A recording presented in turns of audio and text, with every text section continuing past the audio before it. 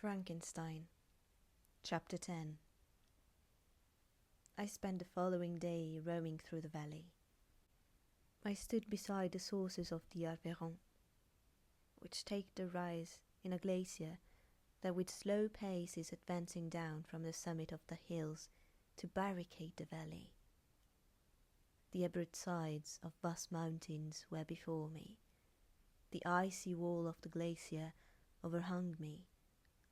A few shattered pines were scattered round, and the solemn silence of this glorious presence chamber of imperial nature was broken only by the brawling waves or the fall of some vast fragment, the thunder sound of the avalanche or the cracking, reverberated along the mountains, of the accumulated ice, which, through the silent working of immutable laws, was ever and anon rent and torn, as if it had been but a plaything in their hands.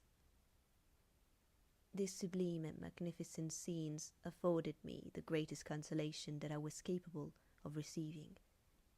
They elevated me from all littleness of feeling, and although they did not remove my grief, they subdued and tranquillized it. In some degree also, they diverted my mind from the thoughts over which it had brooded for the last month. I retired to rest at night. My slumbers, as it were, waited on and ministered to by the assemblance of grand shapes which I had contemplated during the day. They congregated round me. The unstained, snowy mountain top, the glittering pinnacle, the pine woods, and ragged bare ravine, the eagle, soaring amidst the clouds, they all gathered round me and made me at peace. Where had they fled when the next morning I awoke? All of soul-inspiriting fled with sleep, and dark melancholy clouded every thought. The rain was pouring in torrents, and thick mists hid the summits of mountains, so that I even saw not the faces of those mighty friends. Still, I would penetrate their misty veil, and seek them in their cloudy retreats. What were rain and storm to me? My mule was brought to the door, and I resolved to ascend to the summit of Mont Blanc. I remembered the effect that the view of the tremendous and ever-moving glacier had produced upon my mind when I first saw it. It had then filled me with a sublime ecstasy that gave wings to the soul, and allowed it to soar from the obscure world to light and joy. The sight of the awful and majestic in nature had indeed always the effect of solemnizing my mind and causing me to forget the passing cares of life. I determined to go without a guide, for I was well acquainted with the path, and the presence of another would destroy the solitary grandeur of the scene. The ascent is precipitous, but the path is cut into continual and short windings, which enable you to surmount the perpendicularity of the mountain. It is a scene terrifically desolate. In 1,000 spots the traces of the winter avalanche may be perceived, where trees lie broken and strewed on the ground, some entirely destroyed, others bent, leaning upon the jutting rocks of the mountain, or transversely upon other trees. The path, as you ascend higher, is intersected by ravines of snow, down which stones continually roll from above. One of them is particularly dangerous, as the slightest sound, such as even speaking in a loud voice, produces a concussion of air sufficient to draw destruction upon the head of the speaker. The pines are not tall or luxuriant, but they are sombre, and add an air of severity to the scene. I looked on the valley beneath. Vast mists were rising from the rivers which ran through it, and curling in thick wreaths around the opposite mountains, whose summits were hid in the uniform clouds, while rain poured from the dark sky and added to the melancholy impression I received from the objects around me. Alas, why does man boast of sensibilities superior to those apparent in the brute? It only renders them more necessary beings. If our impulses were confined to hunger, thirst, and desire, we might be nearly free. But now we are moved by every wind that blows, and a chance word or scene that word may convey to us. We rest. A dream has power to poison sleep. We rise. One wandering thought pollutes the day. We feel, conceive, or reason, laugh or weep, embrace fond woo, or cast our cares away. It is the same, for, be it joy or sorrow, the path of its departure still is free. Man's yesterday may never be like his morrow. Note may endure but mutability. It was nearly noon when I arrived at the top of the ascent. For some time I sat upon the rock that overlooks the sea of ice. A mist covered both that and the surrounding mountains. Presently, a breeze dissipated the cloud, and I descended upon the glacier. The surface is very uneven, rising like the waves of a troubled sea, descending low, and interspersed by rifts that sink deep. The field of ice is almost a league in width, but I spent nearly 2 hours in crossing it. The opposite mountain is a bare perpendicular rock. From the side where I now stood, Mont Blanc was exactly opposite. At the distance of a league, and above it, rose Mont Blanc, in awful majesty. I remained in a recess of the rock, gazing on this wonderful and stupendous scene. The sea, or rather the vast river of ice, wound among its dependent mountains, whose aerial summits hung over its recesses. Their icy and glittering peaks shone in the sunlight over the clouds. My heart, which was before sorrowful, now swelled with something like joy. I exclaimed, "Wandering spirits, if indeed ye wander, and do not rest in your narrow beds, allow me this faint happiness, or take me, as your companion, away from the joys of life." As I said this, I suddenly beheld the figure of a man at some distance, advancing towards me with superhuman speed. He bounded over the crevices in the ice, among which I had walked with caution. His stature, also, as he approached, seemed to exceed that of a man. I was troubled. A mist came over my eyes, and I felt a faintness seize me, but I was quickly restored by the cold gale of the mountains. I perceived, as the shape came nearer, sighed, tremendous and abhorred, that it was the wretch whom I had created.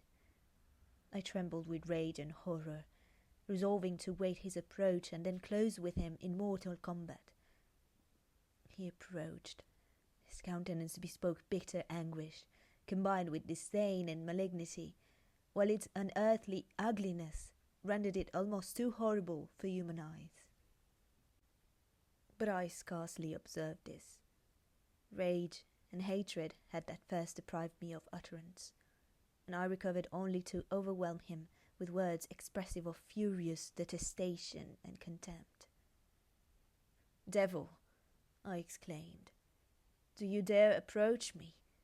And do not you fear the fierce vengeance of my arm wreaked on your miserable head? Begone, vile insect, or rather stay, that I may trample you to dust. And oh, that I could, with the extinction of your miserable existence, restore those victims whom you have so diabolically murdered." "I expected this reception," said the demon. All men hate the wretched. How, then, must I be hated, who am miserable beyond all living things?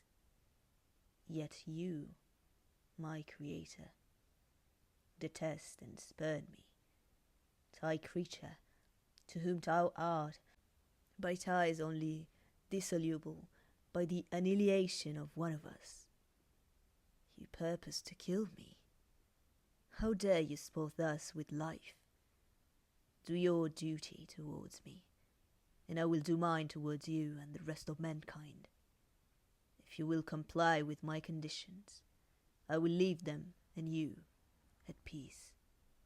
But if you refuse, I will glut the maw of death until it be satisfied with the blood of your remaining friends. Abhorred monster, fiend that thou art, the tortures of hell are too mild a vengeance for thy crimes. Wretched devil, you reproach me with your creation. Come on, then, that I may extinguish the spark which I so negligently bestowed. My rage was without bounds.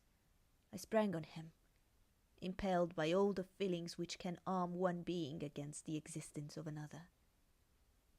He easily eluded me, and said, "Be calm. I entreat you to hear me before you give vent to your hatred on my devoted head. Have I not suffered enough, that you seek to increase my misery? Life, although it may only be an accumulation of anguish, is dear to me, and I will defend it. Remember, thou hast made me more powerful than thyself. My height is superior to thine, my joints more supple. But I will not be tempted to set myself in opposition to thee. I am thy creature, and I will be even mild and docile to my natural lord and king, if thou wilt also perform thy part, to which thou owest me. O Frankenstein, be not equitable to every other, and trample upon me alone, to whom thy justice, and even thy clemency and affection, is most due. Remember that I am thy creature. I ought to be thy Adam, but am rather the fallen angel, whom thou drivest from joy for no misdeed. Everywhere see bliss, from which I alone am irrevocably excluded. I was benevolent and good. Misery made me a fiend. Make me happy, and I shall again be virtuous. Begone! I will not hear you. There can be no community between you and me. We are enemies. Begone, or let us try our strength in a fight in which one must fall. How can I move thee? Will no entreaties cause thee to turn a favourable eye upon thy creature, who implores thy goodness and compassion? Believe me, Frankenstein, I was benevolent. My soul glowed with love and humanity. But am I not alone? Miserably alone. You, my Creator, abhor me. What hope can I gather from your fellow creatures, who owe me nothing? They spurn and hate me. The desert mountains and dreary glacier are my refuge. I've wandered here many days. The caves of ice, which I only do not fear, are a dwelling to me, and the only one which man does not grudge. These bleak skies I hail, for they are kinder to me than your fellow beings. If the multitude of mankind knew of my existence, they would do as you do, and arm themselves for my destruction. Shall I not then hate them who abhor me? I will keep no terms with my enemies. I am miserable, and they shall share my wretchedness. Yet it is in your power to recompense me, and deliver them from an evil which it only remains for you to make so great. Then not only you and your family, but thousands of others, shall be swallowed up in the whirlwinds of its rage. Let your compassion be moved, and do not disdain me. Listen to my tale. When you have heard that, abandon, or commiserate me, as you shall judge that I deserve. But hear me. The guilty are allowed, by human laws, bloody as they are, to speak in their own defense before they are condemned. Listen to me, Frankenstein. You accuse me of murder, and yet you would, with a satisfied conscience, destroy your own creature. Oh, praise the eternal justice of men, yet I ask you not to spare me. Listen to me, and then, if you can, and if you will, destroy the work of your hands. Why do you call to my remembrance, I rejoined, circumstances of which I shudder to reflect, that I have been the miserable origin and author? Cursed be the day, abhorred devil, in which you first saw light. Cursed, and although I curse myself, be the hands that formed you. You have made me wretched beyond expression. You have left me no power to consider whether I am just to you or not. Begone, relieve me from the sight of your detested form. Thus I relieve thee, my Creator, he said, and placed his hated hands before my eyes, which I flung from me with violence. Thus I take from thee a sight which you abhor. Still thou canst listen to me and grant me thy compassion. By the virtues that I once possessed, I demand this from you. Hear my tale. It is long and strange, and the temperature of this place is not fitting to your fine sensations. Come to the hut upon the mountain. The sun is yet high in the heavens. Before it descends to hide itself behind your snowy precipices and illuminates another world, you will have heard my story and can decide.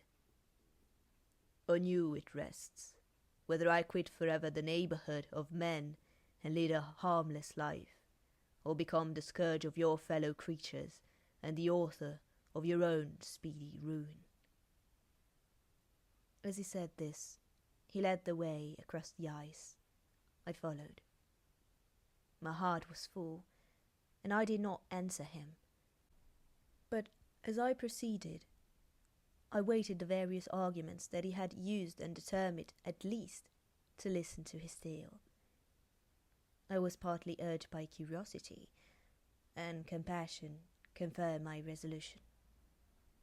I had hitherto supposed him to be the murderer of my brother, and I eagerly sought a confirmation or denial of this opinion. For the first time, also, I felt what the duties of a creator towards his creature were, and that I ought to render him happy before I complained of his wickedness. These motives urged me to comply with his demand. We crossed the ice, therefore, and ascended the opposite rock. The air was cold, and the rain again began to descend. We entered the hut, the fiend with an air of exultation, I with a heavy heart and depressed spirits. But I consented to listen, and seating myself by the fire which my odious companion had alighted, he thus began his tale.